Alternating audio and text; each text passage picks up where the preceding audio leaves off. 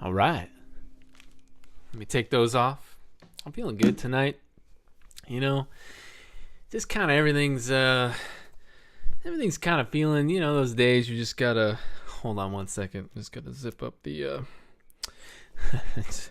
trying to zip this up. I can't, just one sec. Is this running? I don't know why come on. What? What is this? Why won't this zip?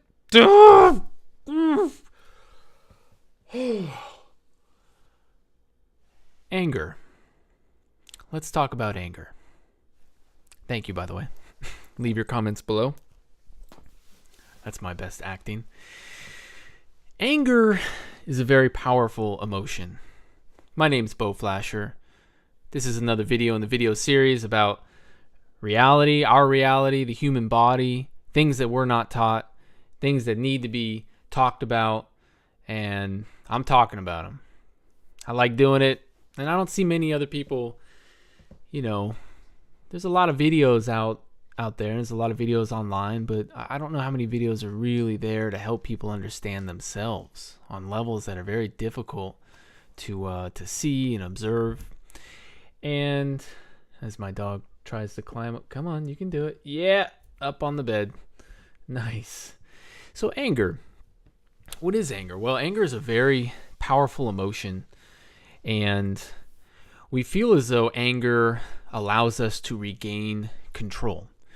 And if it's anything like the anger I've seen or observed in my reality and those around me, you may feel that anger helps you regain control. And this is a really key concept with anger. We've seen anger work with our eyes, with other people regaining control, and that's usually when you're growing up, right? You see anger work. You're there, and someone gets really angry, and you're like, "Oh my God, that's really okay." And then everything's usually a lot calmer. It's a technique. It's an emotion that we learn to use to regain control. Now, anger is also stored in layers. So, for example, if you are observing yourself and you're observing areas of primary fears or relationships that are very difficult to understand, and you're wanting to unpeel, your understanding of those, what you see with your eyes, you're trying to understand, you're asking why, right? So you got the flashlight out and you're poking around. Anger is an emotional layer that is there for a lot of people. I know it is for myself. Not to the point where, you turn into the Hulk, you start punching holes in the wall. Anger can certainly overtake people. You've seen it, I've seen it. And it's very difficult to be in a conscious state when you're angry. You're in a reaction mode. Everything's just fire and brimstone.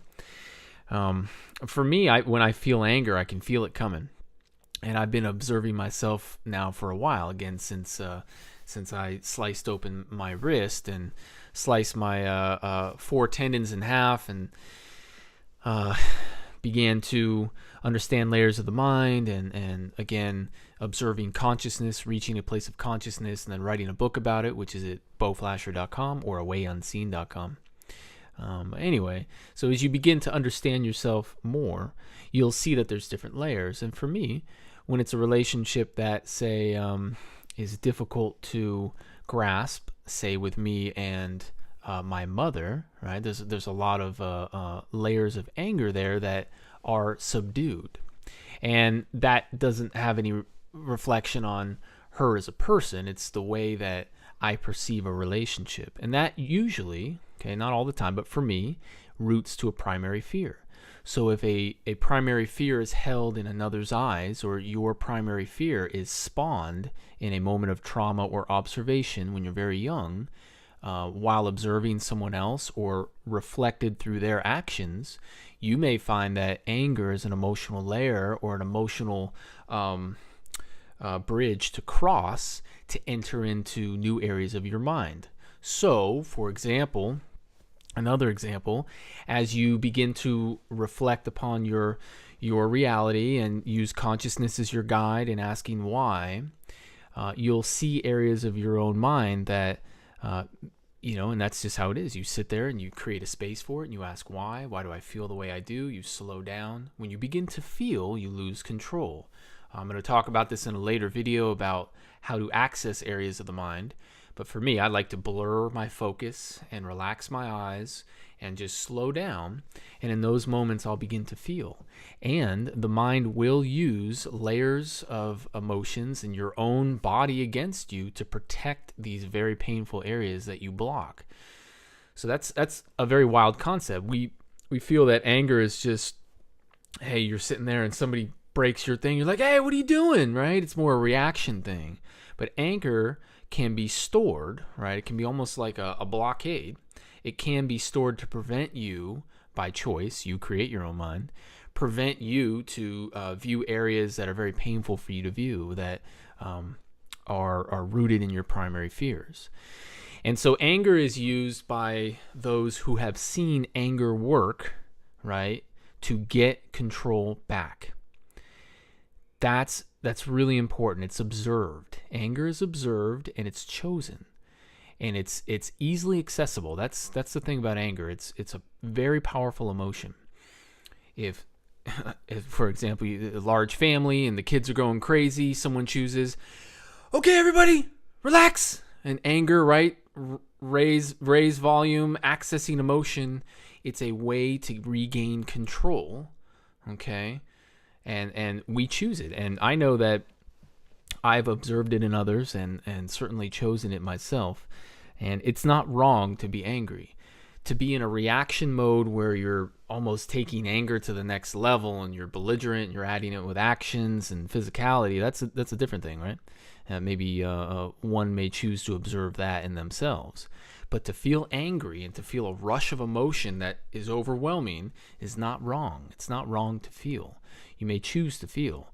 In fact, if you don't want to feel, I mentioned this in the video Emotions, just push it right on back. When you feel the rush come up, push it, just channel it back like a pipe out the back. If you don't want to feel an emotion, push it back. I prefer to allow emotions to affect me. And you'll find that emotions are your ally. If you allow them to affect the mind, it kind of like toggles your mind and takes it offline for a minute. And you can actually use it to create a reality with less control. So anger is chosen, and anger is certainly observed and something that we may incorporate into our reality. And a lot of people feel as though they have to subdue it. Right, you know those people that you can tell they're really angry, but they talk very quietly, and I don't know if that's the best thing, and I don't know, but subduing that much emotion and that much anger is like, over time, eventually it snaps. So what I would suggest, or what I choose, and you may also choose, is to allow yourself to feel, and if anger comes up, and anger is something that you choose, allow yourself to feel it in that moment, and it can actually be a very powerful ally. We feel as though we need anger to regain control in moments where we're losing control. But then again, do you really want to have full control of your reality? Most people would say, yes, I do. That's a stupid question. Next question. After doing this research and understanding the mind and its intent to control, I don't want a reality in full control. In other words, I don't want a reality projected strictly through the lens of the mind. Enough people are doing that. This whole world is a mind reality.